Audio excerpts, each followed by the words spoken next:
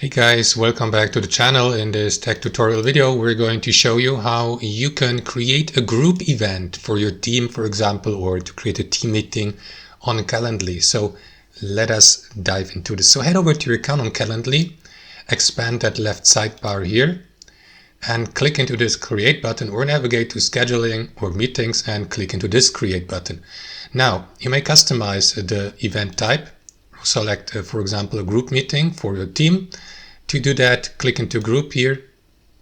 And after that, what you want to do is customize your meeting here. For example, give your team meeting a name. And after that, what you want to do is set the duration. You will see the event type here, which is group. I don't know, for an hour, or you can go with a custom duration and say, for example, 25 minutes or an hour. Well, 25 hours would be too much, so you go with 3 hours.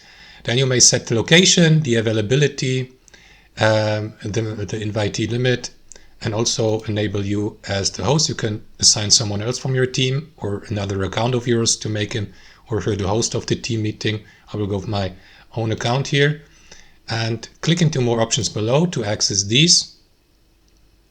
And here, guys, you will see, for example, notifications and other buffers and limits, and describe your meeting here. For example, give it a quick description of your team meeting.